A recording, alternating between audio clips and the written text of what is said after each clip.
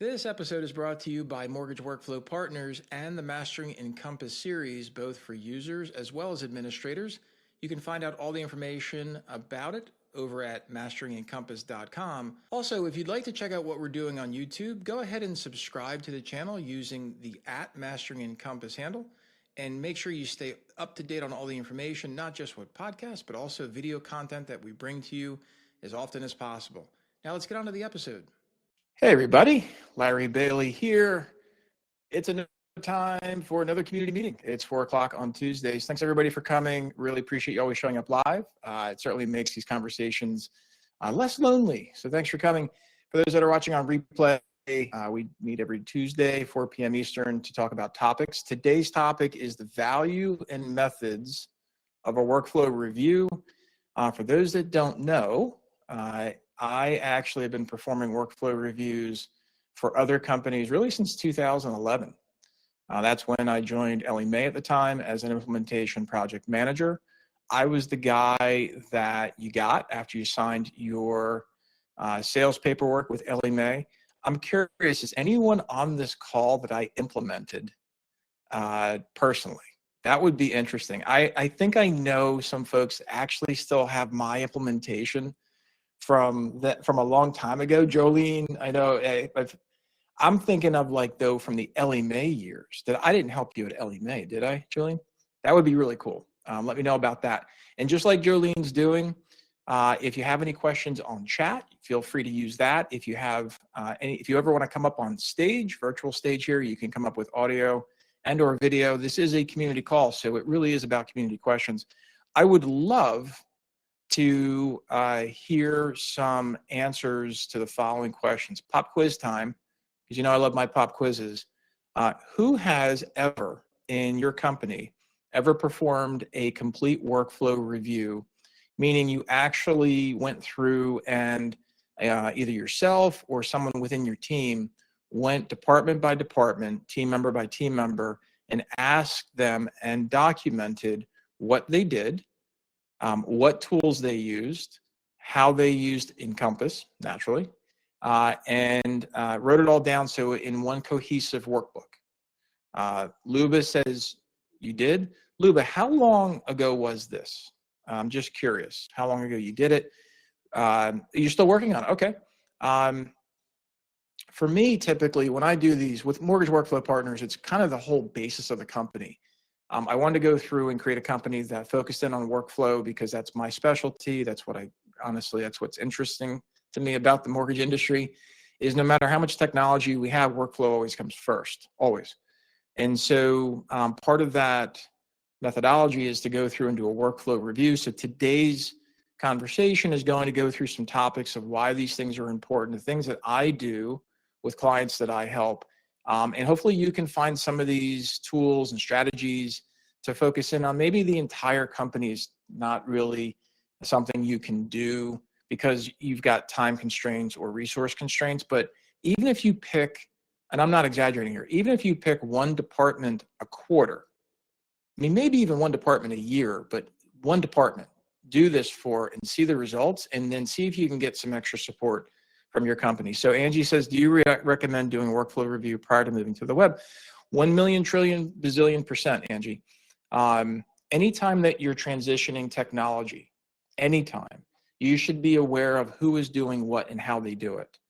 Imagine you were going to write a brand new business rule and you did not use any type of resource to see if you have an existing business rule addressing that field. Right? It sounds kind of crazy. And you could do it, but who knows what could happen. So the idea is, should you do a workflow review prior to the web? Again, the answer is yes. How much of that should you do depends on what you're starting to use from web. Remember, Encompass Web is just a set of tools, right? If you're going to leverage Encompass Web as a user interface, that's maybe a different story, and you're going to want to make sure that you understand how your team is going to use that. And the only way you can really understand how they're going to use it is to understand what they're doing today. Angie, so hopefully that helps. Definitely pay attention to what we're going to go through here today. I really believe what I'm going to share with you is going to help you in that fashion and everybody else who's interested in the same topic. Coincidentally, over the last week and a half, really, I've talked to, without exaggerating, at least 6 large companies who are trying to figure out what they have to do to be better prepared for leveraging web settings and web UI. One is a publicly traded company, and they've actually been using Encompass Web for some time, but they're having some strategic issues on getting over some hurdles. So we're working together on that. Candace asks, in 2016, did a workflow review, but only workflow as Encompass usage because we were merging with companies. This is another spot, I've worked with organizations that are merging, or they recently merged and then they bring me in to try to sort things out. And one of the policies that I go through is who does what, right? Or who is going to be doing what if you're merging. And naturally, we all might think as administrators of settings, right? It's really easy because obviously settings control everything. But for me, it's really about who is doing what in the workflow, especially some companies have loan officers doing disclosures, others have disclosure desks. Like, how do you marry that up? Same thing goes with pre-funding QCs. Some companies don't have that. How do you marry that up? So getting into this topic, sorry if you can hear the dogs in the back. They are excited about workflow. I can't help it. What are you going to say? If you can't hear them, love the mic. And last week's recording, sorry, it failed out. What I did was I popped the cord, and that is what happened. So sorry about that. So when we talk about workflow reviews, first thing you got to talk about is documentation. And I'm going to throw up on screen right now an example of a very simple documentation that anybody can use. I actually have this out on one of our websites, and it really just talks about, the output. And so part of your workflow review isn't just documenting what it is. Naturally, that's a function of your interviews, which I'm going to go into the interview part next. But this is all about the outcomes. And what I want you to understand is that when you go through a workflow review, the value of that is the result of the recommendations as well as the result of the outcome of what they do. And so Basecamp, where did you, oh, Basecamp? I'm going to show you Basecamp next, relax. Inside joke for those that don't know, back in 2014, I actually created the first Basecamp, and there's a whole big story I don't want to get into right now that Kevin and Brian are bringing up right now. Thanks, guys. So I'm glad you're reading at least. That's helpful. So the takeaway here is we're up to Basecamp 3 now. Yeah, well, whatever. The idea here is break your workflow up into teams. Now, if you're doing one big workflow review, you might not have different teams. You might have different steps. So when you go through and you're doing a workflow review, don't think about it like what I'm seeing here, like the whole position thing. Like each one of these folks I meet with is usually an hour long. It's usually a screen share. And these are the methodologies, right? And so what I'm asking them is to go through, when's the first time you touch a file? When's the last time you touch a file? What artifacts or what things around you, electronic as well as physical, do you interact with? And you might have a problem, quite honestly, especially if you know the person, you might have a problem conducting this interview, which is why a lot of times I'll get called in because I'm just some dude, right? They don't know me. I don't know them. So it's real easy to have a professional conversation without any personality conflicts. So having said that, if you find that you can't have a truly disinterested conversation with the person you're interviewing, to use Luba's point here, like Luba's in the middle of a workflow review. So like if I'm sitting here working and Luba's like, okay, tell me what you do. I'm like, Luba, you know what I do. And you know, Luba, we do this thing, and it becomes very, we lose a lot of value in that. And so Kim goes on to say in the chat, it's also really hard people have been in the same position for a very long time. And so I want to speak to this part. So, how you have it set up, this is just a Word doc. Now, this is the result of what I use, which is Basecamp. because I've been using it for over 10 years, what I use to document the conversation. I'm going to show you an example of one in a few minutes. So what I do with this part is create accountability. And so in here, this particular example came from a real interview from a real client. And this was an excerpt. There were legitimately about 250 change recommendations between Workflow and between Encompass. Half of those were actually Encompass. So about 150 whatever operational changes. 2 years later, we're still working on some of these.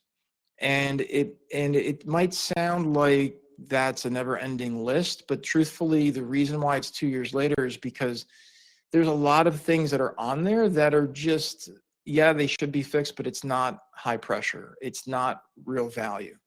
So, as an example on here, consider a VoIP fully connected telephony, right? And so they're not doing that because they're using a different path, and that's totally fine. But the idea is it's a conversation of, hey, how come we're not doing this? So when we look at accountability, I'll use workflow reviews to really help the folks who were involved in that team understand, like, hey, we spotted something, we made a decision on that, and that's accountability. And so you don't always, as admins and the other folks that are on this call right now and watching this replay, you don't always get to have your way, right? It's called business, it's a lot of compromise, but you do have to hold people accountable. And so if you are making these choices, either yes, move forward, we're going to wait, or no, we're not doing that, make sure you document that. The next part is the opportunity for automation. So when we, when we talk about, we'll pick this next one, right? This next in the disclosure team. So there's automation in here. Consider moving to non-classic 4506C. Now, when I wrote this was before Encompass was given the request for transcript templates, right? So now we know we have templates to use. So this becomes really nonsense. Now, they didn't have, at this time, they didn't have business rules to really fill in the fields that I'm sure a lot of you have, but to fill in the 4506 fields through business rules.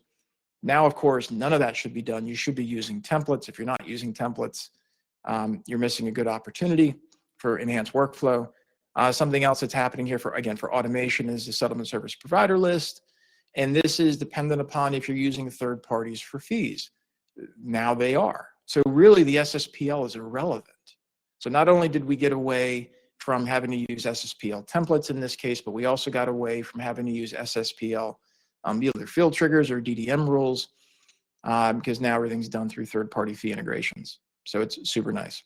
So automation is all over the place right now.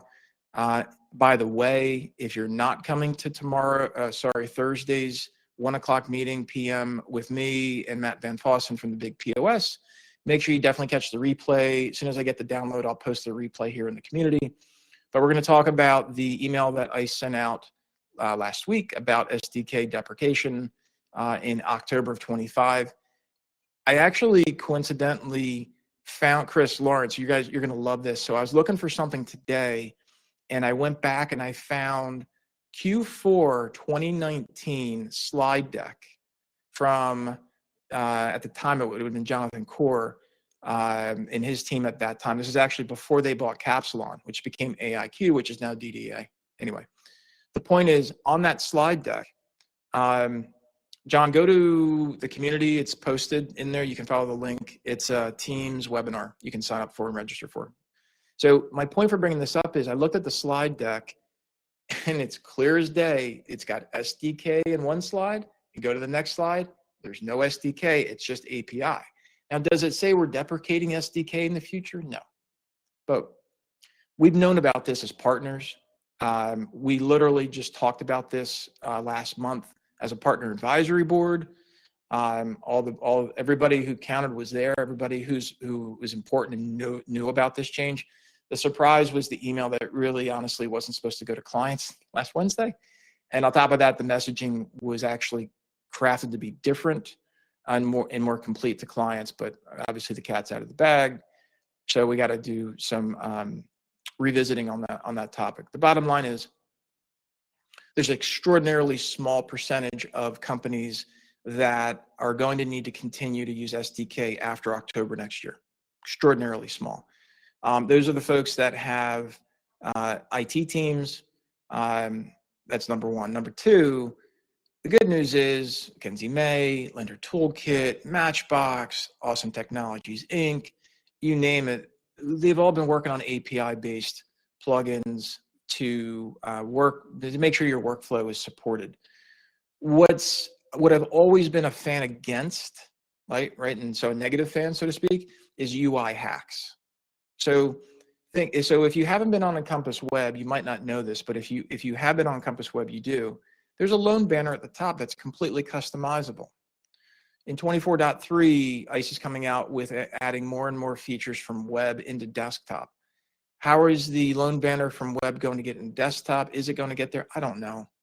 But what I do know is that as workflow changes, as your business changes, you must document it so that you understand how people are using, what they're using. Things like loan banner or loan info, or like Ignite has that crazy bar at the top that has all kinds of stuff on there.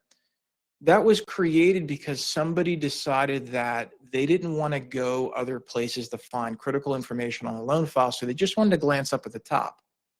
And there's moments during the workflow that they glance at the top to see things that weren't there. And there's value in that, but that was created because the workflow demanded it. Instead of creating a workflow where the user didn't need to worry about that info, they actually could see what they needed to see in their workflow, would have been a much more scalable solution. Now, where am I leading with this? Where I'm leading with this is everybody's got a lot of technical debt or technology debt, things that you no longer need. How do you discover what you have that you no longer need? Well, you have to know what everybody's doing. It's like, anybody ever clean out their house recently? Garage maybe, or a shed, maybe a car or a boat, and you're like, you're looking around like, why do I have this thing? It's probably maybe old, dusty, rusty, who knows? Katie's like, I just throw it away. Well, that's great, except if you find a piece of technology that you don't use, you just can't throw it away. You need to know how it's being used. You need to know if you're paying for it. This came up recently. Does everybody know how to, by the way, does everybody know how to figure out if you've got SDK software running in your Encompass? It's a very easy way to do it. I'll come over here and share this on screen. I just wanted to make sure I wasn't going to share something inappropriate. So if you go down to your home screen, Kevin nailed it, go down to your home screen, lower right, click on SDK. So this W3WP, by the way, does anybody in the community know what the heck that is? Is that SimpleNexus Encino? I still have yet to get a confirmation on that. I think it's Encino, because a lot of people have it, but nobody knows what that is. Yeah, Lou, you think it's something about URLs? I don't know. But it's being accessed 12,705 times. Oh, you think it's OB Compass Analytics, Sarah? Thank you very much. I didn't even think about OB. But look, you've got LBAware on here. You got some kind of transmitter thing, some kind of data warehouse thing. So, the idea here is that on Thursday's event, we're going to talk a lot about what you have as SDK, because again, October 25 isn't too far away, but it's far enough. And we're going to want to self-document what you have and why you have it. And this gets into unwinding unnecessary technologies. Guys, if you can't identify in your own environment what that SDK or what that plugin is actually doing, that's why you click on SDK, because plugins don't show up here, which is weird, but SDKs do. So what that SDK is doing, who owns it, when you got it, what is it doing, how much does it cost? Like, think about this. What if there's something on here that's sending data to someplace it's not supposed to be going? Luba had a situation when we were going over, I was last month or the month before, I was going over the settings analyzer inside of Encompass, and we looked up something. She found an account that was hitting against their environment every day, what, 3 times, Luca? And so, you know, that's the idea, that you want to find out what's going on there 3 or 4 times a day. So that's the idea of what you want to do. Make sure you document this. Awesome Technologies Inc. is actually creating a work guide, a workbook to assist you as something to take away, something you can download and take away to help you organize, because organization is everything. And there you go. So definitely on the chat, there's a bunch of things going on. I read, oh, Sam, you read an ICE has an internal ticket to correct the plugin tab. Yeah, I don't know. Work on SDK. You guys know you can go to the plugins inside Input Form Builder under Manage Customizations, I hope. You can see all your plugins there. That's where you can also download them and delete them if you need to. All right.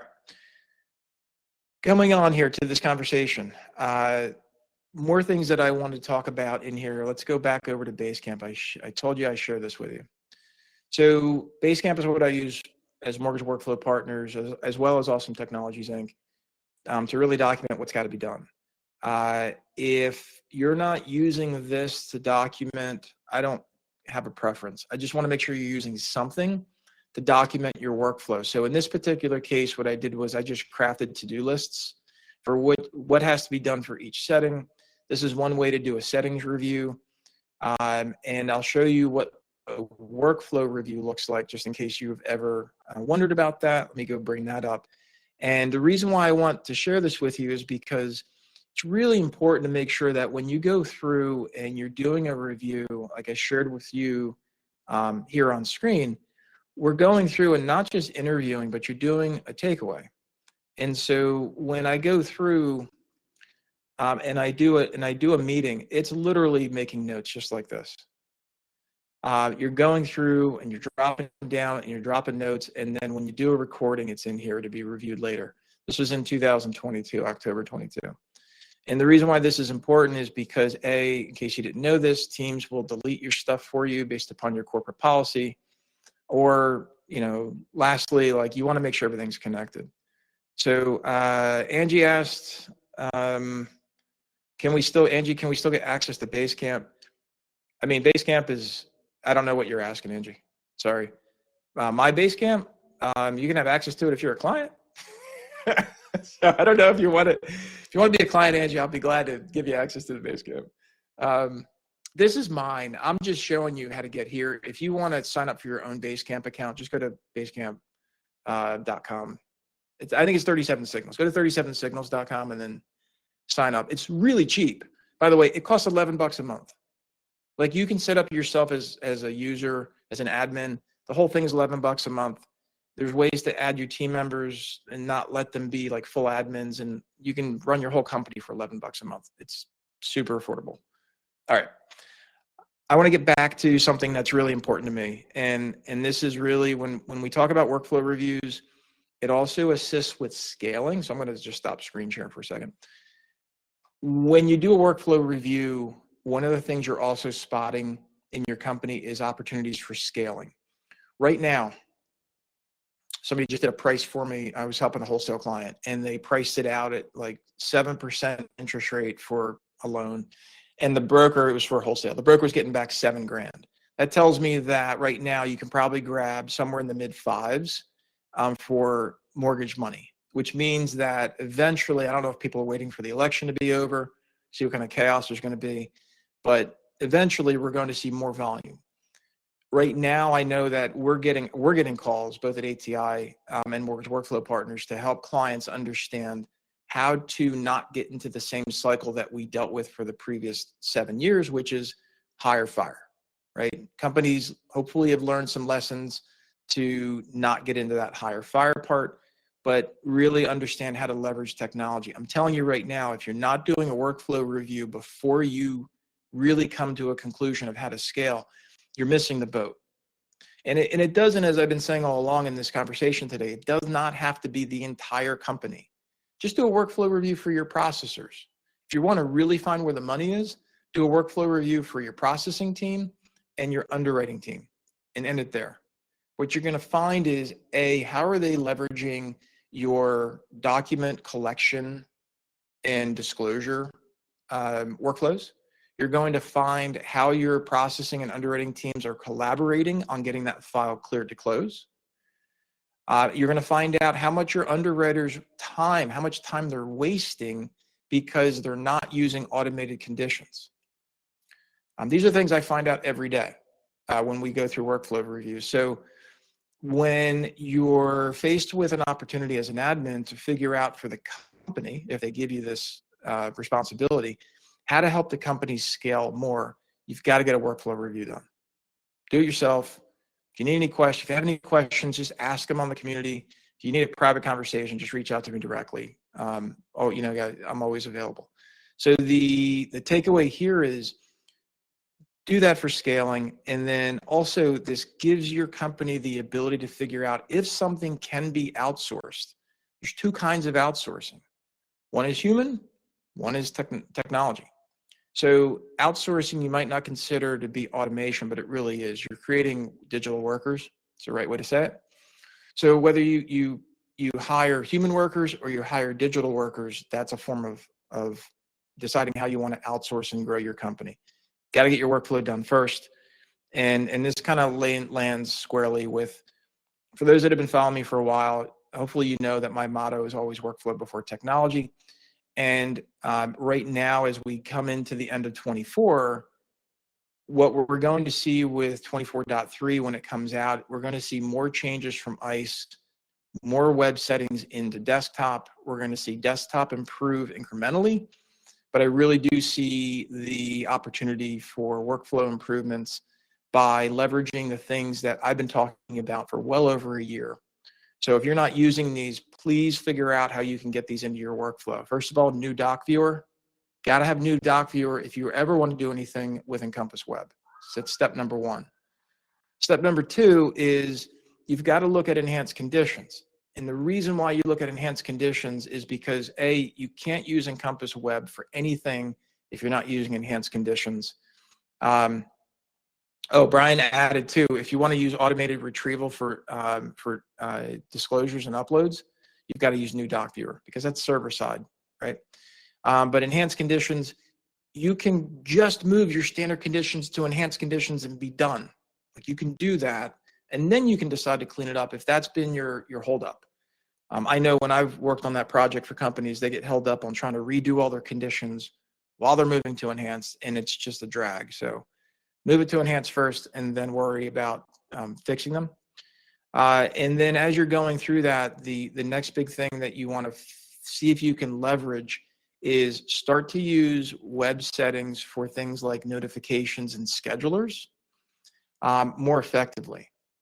Naturally, the other one that's in there is task management, right? And workflow tasks. That's still a little bit out there for a lot of companies.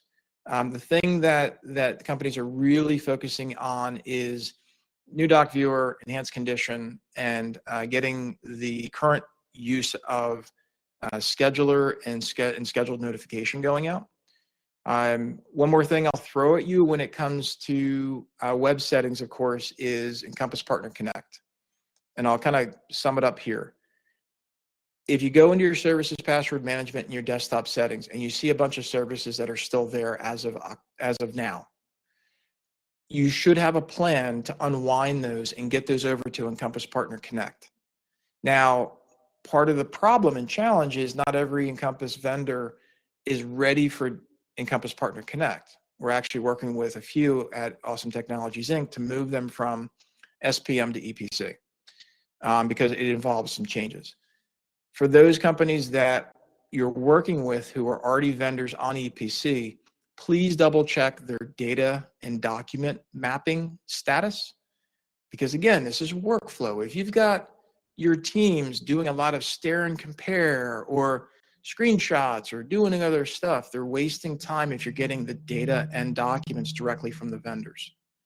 So these are things that I want to kind of throw at you. If you're going through a workflow and you have any questions at all about best practices or what you find and what you would do or what you think if you want to hear what I would do if I was given that situation, throw it in the community, ask a question, put it up there, put it up there for, some consensus votes. And we'll see where it goes. So just some comments on here. I'm reading here at the end. I'm sorry if I missed any here, but at the end, at the moment, Candace says there's 2 things that they wish notifications would do. Let us have more than one from email and add login desktop. Yeah, so the login desktop is a known thing. Candace, I'm not quite sure about the from, though. I mean, typically when you send an email, it's only from one. I'm assuming you mean more than, you can select like notification A comes from sender A and notification B comes from sender B. I'm presuming that's what you mean. And yes, that is something that is being discussed and figured out. And does AUS require EPC? I think the right way to say it, Angela, is you can run AUS through EPC, which includes dual run AUS with Encompass Web. This came up earlier too. If you're doing soft pulls and you wanted to do soft pulls through the web, that's currently scheduled for release in December, but you can use soft pulls on desktop today for AUS findings, in case you didn't know, just on the AUS topic. So I don't know if that's really helpful for you, Angela, but that's what came to mind when you asked the question. So gang, it's all on you. Workflow before technology. Make sure you start something, make sure you document it, make sure you hold people accountable. And as you go through these, again, take all your notes, do a recording. And if you find yourself where you can't, and the other party can't be impartial, get somebody else to do it and get it done for you and get some opportunities for some real change, or at least documentation of what's possible to change. That's all I got for today, gang. I appreciate you coming. Hopefully this has been helpful. Again, register for Thursday's session for the SDK piece. And then next week is the SDK retirement party conversation. So we'll talk about that as well. You guys have an awesome rest of your day. Thanks for coming. We'll catch you next time. See ya.